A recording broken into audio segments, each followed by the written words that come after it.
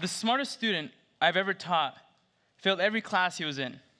His name is Marcus, and he was 14 years old when I met him. He had ADHD and dyslexia, and 3 different teachers had told him coding wasn't for him. The first day I worked with him, he said, "Mo, I'm not a coding person." What Marcus did love was basketball. He played every day after school with his best friend. So I asked him, "Marcus, if you could build anything you want on this computer, what would you build?" He thought, and then he responded, "A game, something I could play with my friend." And 6 weeks later, that's exactly what he did. He built a simple 2-player basketball game. He showed it to the same class where he would sit quietly in the back. And what changed wasn't Marcus. What changed was what I was measuring. And what Marcus showed me would eventually make me question everything about intelligence. That when a student fails, it tells us something about their true potential. And you may have heard the headlines: tech layoffs happening everywhere, computer science grads can't find an internship, AI is writing code now, maybe better than those who spent 4 years learning how to code. And for a decade, we said that tech had a talent shortage. Now we say there's too many programmers. Both can't be true. So which is it? I think it's neither.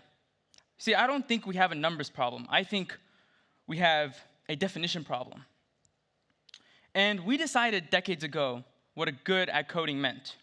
And we built schools, tests, these hiring pipelines that match that definition. Then we built a chatbot that does that exact thing. And we're surprised that people we trained look replaceable. So I started a nonprofit called Code Can Bridge. And we basically teach students with learning differences how to code. And 1 in 5 children in the US actually have a learning or attention difference, such as ADHD or dyslexia. Unfortunately, these are the kids that most schools often overlook when it comes to tech education. And I wasn't trying to prove a point. I just wanted to help kids like Marcus. But what I found in that classroom changed, again, how I think about intelligence. So let me show you what I mean. This is the test we've been giving. Look at what the code looks like. It holds abstract symbols and rules, very strict rules with a specific order and sequence, producing exact output for exact input. That is not creativity. That's not insight. That's not even thinking, really. That's something a computer does. It mimics it, memorizes it. And what we built was a test that measured how well a human can behave like a machine. We called the humans who passed it smart, and the humans who failed it behind or deficient. We sent the smart ones to college. We sent the deficient ones to remedial classes. And then in 2026, we built an AI chatbot, a machine that does this better than any human ever will. It's getting better and better every day. So it forces a question that we've spent 4 decades not asking. So if a machine can pass our test for intelligence, what exactly are we measuring? And so I ran this experiment. I took the same problem you guys just saw, that complicated code, and I essentially turned it into something called block coding. Pretty simple. The logic was identical. The reasoning was identical. The skills required to solve this problem were identical. The only thing that I changed was that the syntax went away, that whole noise, the chaos. And what I expected was that, obviously my students would do a little bit better. That removing all that noise would let them focus on the actual problem. But that isn't what happened.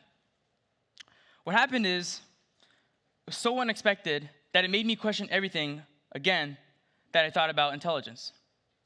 I noticed something that I just was not expecting at all. These students, the ones who've been told their brains didn't work for this, that they didn't catch up, they were doing something else entirely. The kids who couldn't follow linear instructions could see the entire problem at once. They'd spot the error, the bug, 3 steps before the so-called smart students who notice it. The kids whose minds wandered would jump between problems and find connections nobody else saw. The kids who couldn't memorize that language, that complicated noise, built the most creative solutions. Because they couldn't rely on memorization, so they had to actually understand it, right? And they weren't bad at the initial test.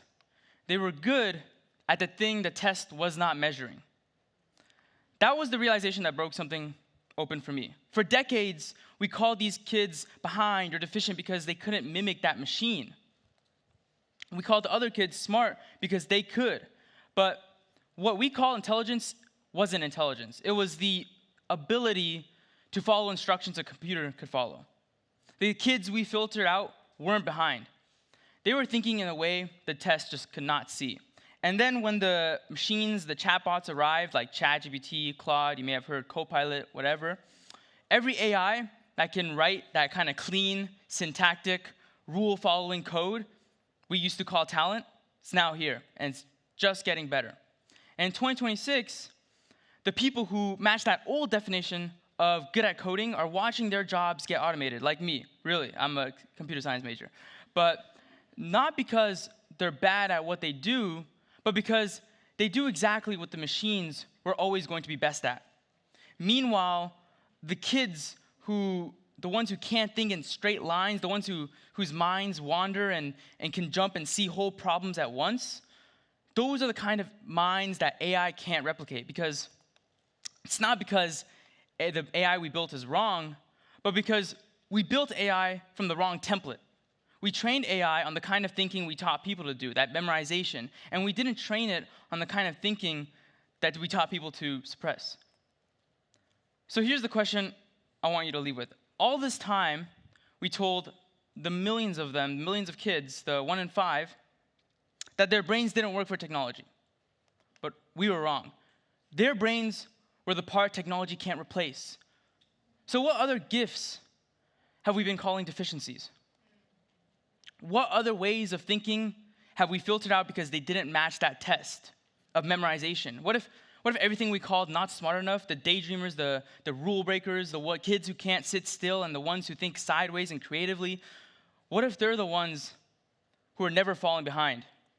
And what if they're the ones that we actually need right now? And a few months after Marcus built that game, that basketball game, he sent me a message. He told me he just signed up for AP Computer Science, which I know there's a lot of high schoolers here.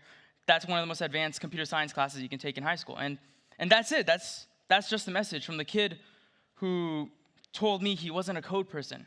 He didn't believe in himself. And what he wrote underneath that message is the line I want you to leave with. He said he's not afraid anymore, that he just had to find the way that works for his brain, the way that works for Marcus's brain, the way that wasn't sequential, that wasn't memorization, it wasn't a copy of a machine, it wasn't AI, that wasn't a workaround. That right there is the future, and Marcus was absolutely not the exception. He was the warning. There are millions like him sitting in classrooms right now being told that they're going to fall behind, they're the wrong kind of mind, they're going to stay back and have these shortcomings ahead of them, but they're not the wrong kind of mind. They're the kind of mind we need now as AI is progressing and becoming more advanced. They're the kind of mind that if we keep looking past them, we will lose the people who could build what comes next. Thank you so much. Thank you.